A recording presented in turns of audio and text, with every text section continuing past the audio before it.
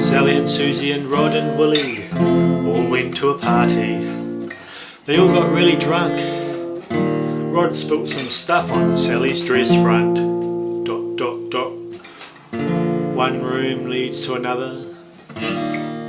Next minute, Sally sucked Rod's big hard cock while Susie wangled Willie's wonka tidbits in an ass about tit suck sex.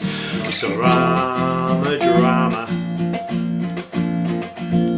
depicting licks and slurps and spurts and gushes, causing major head rushes for all involved except for Willie. He just went along with whatever.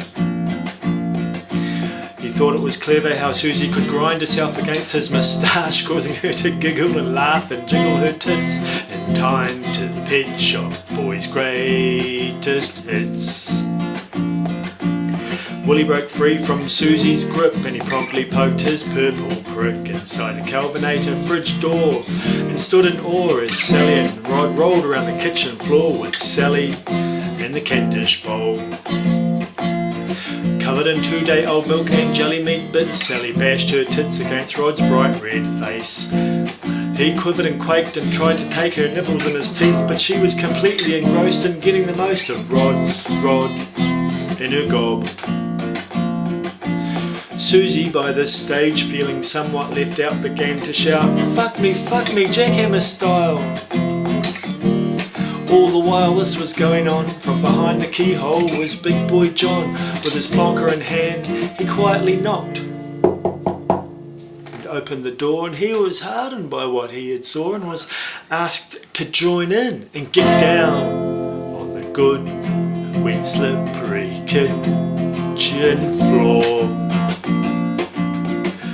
Well, words could not begin to come as easily as Willie did all over Sally's handbag and bum. But for Susie the job was not quite complete. She reckoned she'd had better service from her mechanic, Pete. So without wasting another minute, she took on John right to the limit. He immediately started driving it home like a Mercedes-Benz or a dog to a bone. Their onlooking friends admired their enthusiasm and followed the good rocky road all the way to orgasm. But in the excitement, Susie had lost the plot and forgot about her mother's invite to dinner and also to lock the door after John. And that's when things went a little bit wrong.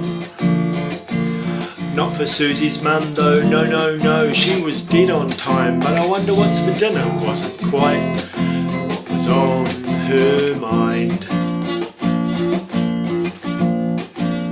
Rod blew his wad all over Sally's nook and cranny while Willie looked up and said, "Who's that old granny?" John did a runner out the back entrance, took a taxi back to his parents. Susie tripped over her knickers and mumbled something about being late for the pictures. Well, Sally was left to pick up the pieces. She got started on the dishes. She covered herself as best she could, and in front of the camera she nervously stood like a writer without a pen, and eventually said,